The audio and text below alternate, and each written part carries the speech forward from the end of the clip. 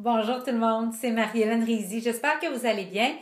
Alors, ma vidéo stratégie de la semaine, c'est sur l'intelligence spirituelle. Mais avant, je voulais m'assurer pour ceux d'entre vous qui me connaissez, bon retour. Pour ceux d'entre vous qui ignoraient ce que je fais, je vous invite à aller sur notre site de l'école, écoledaffairespleinepratique.com, d'affaires étant au pluriel.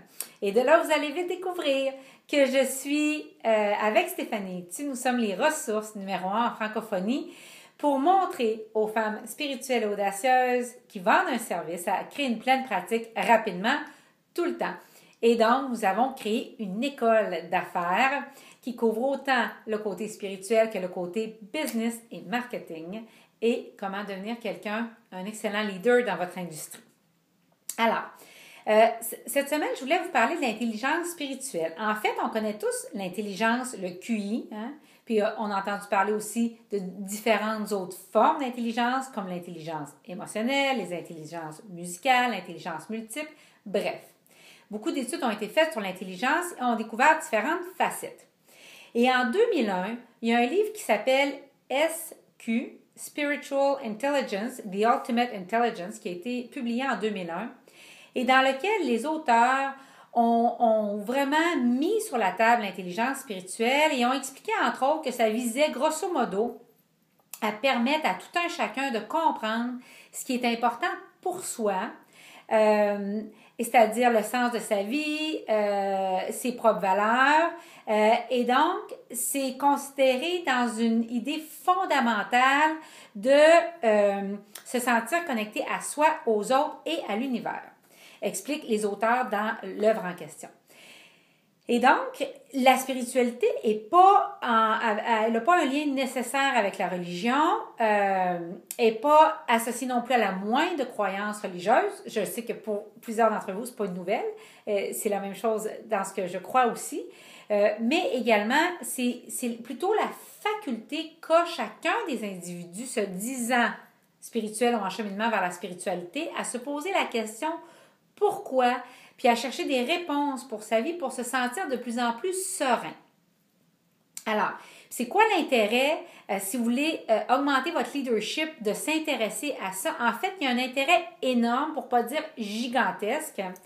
Dans une étude intitulée Spiritual Intelligence, a Model for Inspirational Leadership, il y a une auteure, Rekha Attri, qui parle justement, en fait, elle est professeure de marketing, la dame en question, n'est-ce pas, à la Core Business School d'Indore, en Inde.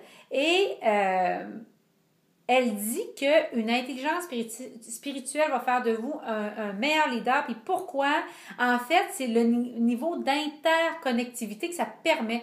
Quelqu'un qui a une intelligence spirituelle très élevée, est très connecté à lui-même, est très connecté à ses proches et à ses collègues et à son équipe, entre autres.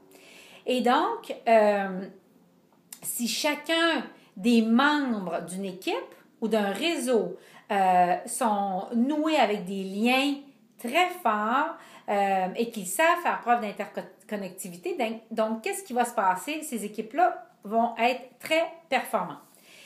Et ce que ça veut dire aussi, en fait, elle a résumé ça par 6 valeurs qui permettent de déterminer l'intelligence spirituelle de quelqu'un. Alors, si vous écoutez mon vidéo et vous vous posez la question, comme moi, quand je lisais ça, en me disant « Oui, mais je me demande quelle est mon intelligence spirituelle, parce que si ça a un effet sur mon leadership et que ma connectivité aux autres et à moi-même va permettre plus de solidarité, dans les gens avec qui j'ai un ascendant puis que j'exerce mon leadership, les garder plus motivés, leur permettre d'expérimenter plus de joie, entre autres, bien, je veux connaître quel est mon indice, mon intelligence spirituelle.